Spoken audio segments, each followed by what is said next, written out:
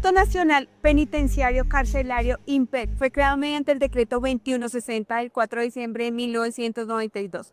Se fusionaron la Dirección General de Prisiones y el Fondo Rotatorio Ministerio de Justicia. Es el encargado del control de cárceles no solo en materia de seguridad, también en temas jurídicos, administrativos, entre otros. El plan era profesionalizar el cuerpo de custodia y humanizar el modelo de gestión penitenciaria. Sin embargo, eso no se ha dado todo porque se ha enfrentado a distintas problemáticas importantes como hacinamiento, motines, fugas, sobre todo corrupción en todos los niveles.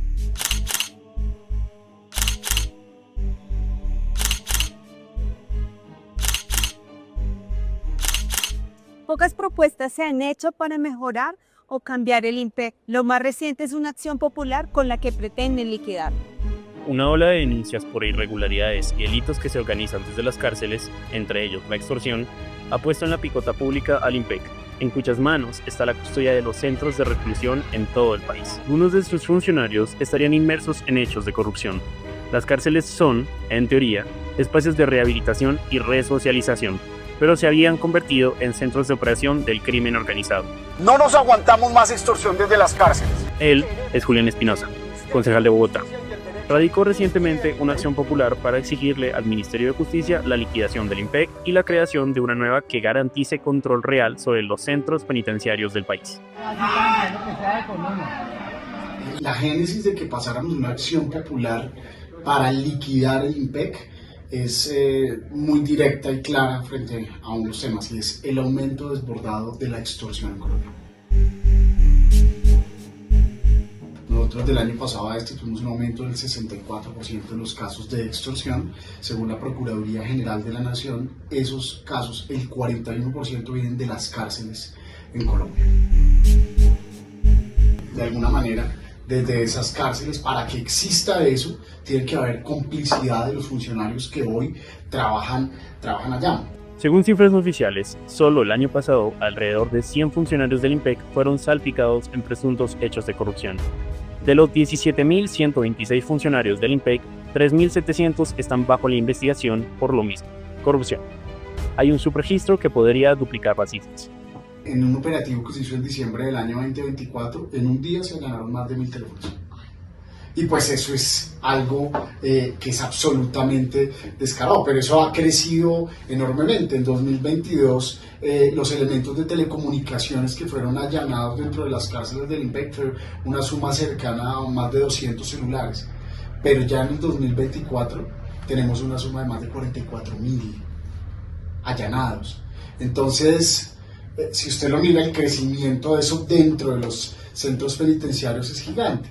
El concejal Espinosa reiteró que el INPEC se ha convertido en una entidad permeada por la corrupción, similar a lo que fue el DAS en su momento, por lo que su liquidación, según él, es una necesidad urgente para evitar que se siga facilitando el crimen desde las cárceles.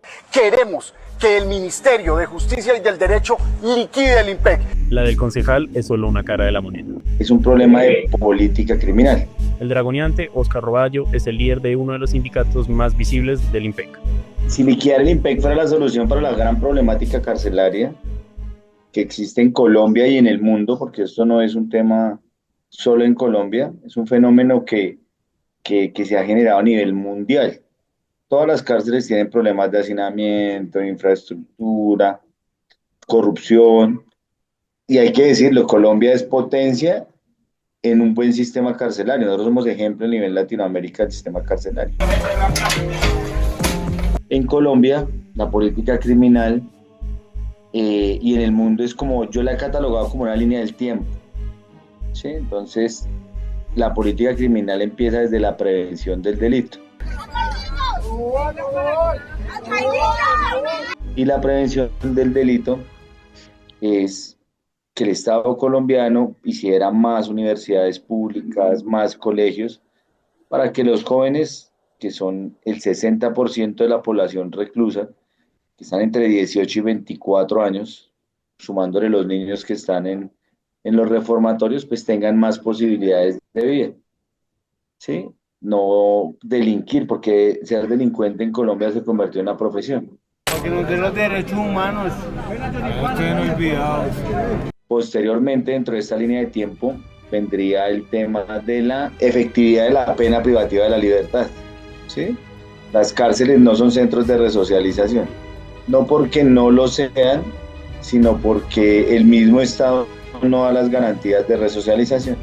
Y tercero, el tema de los pospenados. La empresa privada, la sociedad misma tendría que tener la obligación de que los pospenados pues tuvieran una nueva oportunidad de vida.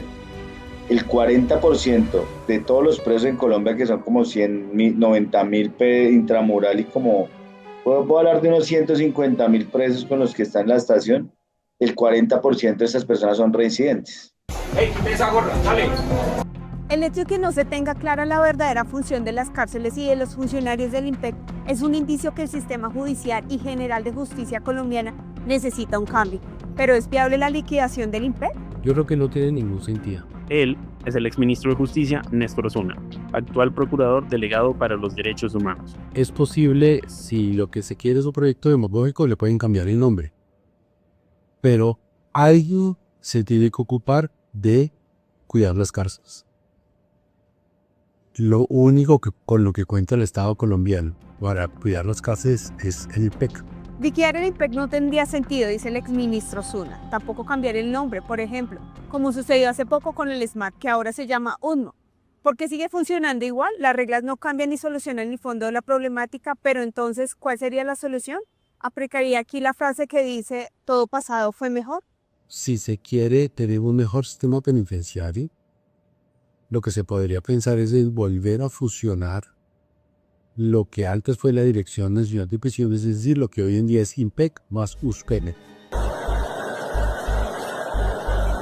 Esa división que se hizo hace unos 12, 14 años, de dejar el IMPEC solo para la custodia y la guardia penitenciaria y a USPEC para que le prestaran los servicios al IMPEC, no dio los resultados que se pretendía, no ha sido eficiente, no ha arrojado el resultado de eliminación de la corrupción que se pensó en ese momento, y por el contrario se ha duplicado costos y le ha dificultado más vida a las personas privadas de libertad. Entonces, Hasta hace poco se hablaba mucho sobre la reforma a la justicia, pero poco o nada se conoce actualmente sobre ella. Una de las personas que justamente lideraba esta iniciativa desde el gobierno era Néstor Osuna. bueno, es que la reforma iba hacia varios temas, no iba únicamente hacia el funcionamiento del IMPEC y los PEC, que sí los trataba, pero tenía mucho más que ver con algo que es más de fondo, y es ¿cuál es el sentido de la pena de prisión de libertad? ¿Para qué sirven las cárceles? ¿Por cuánto tiempo es razonable que una persona que cometió un delito esté en una cárcel? ¿Qué debe estar haciendo durante el periodo en el que va a estar en una cárcel? Y lo que nosotros proponíamos era, digamos, una pena de prisión que permitiera realmente resocializar a una persona, es decir, garantizar que cuando saliera de la cárcel no quisiera volver a cometer delitos. Entonces trasládenme para no tener que matar a un guardián, porque a veces estoy cansado. Para eso, lo mejor que se ha inventado es que durante la vida en prisión o esté trabajando o esté estudiando. Por eso nuestra gran preocupación por aumentar el número de puestos de trabajo rentable o remunerado en las cárceles, también las plazas de estudio en las cárceles. Pero bien es cierto que una persona que esté en la cárcel con una expectativa de estar en la cárcel 30, 40 o 50 años, pues no va a tener ninguna intención de resocializarse, porque no tiene expectativas de salir de la cárcel. Siempre pensamos que las penas de cárcel demasiado largas no le son útiles a la sociedad, ni tampoco al individuo que está pagando la pena, ni tampoco a la víctima, porque eso no lo repara. Hay una palabra importante que mencionó varias veces el exministro: resocialización. Ese sería el fin principal de las cárceles, más allá de hacer pagar al culpable. Pero eso y poco o nada sucede, al menos no aquí en nuestro país. Entonces, liquidar el IMPEC o hacer una reforma estructural que permita darle otro sentido a los centros de reclusión, como sucede quizá en otros países. Claro, todos los extremos son malos. En El Salvador, por ejemplo, donde se supone han acabado con las pandillas, se han denunciado miles de violaciones de derechos humanos.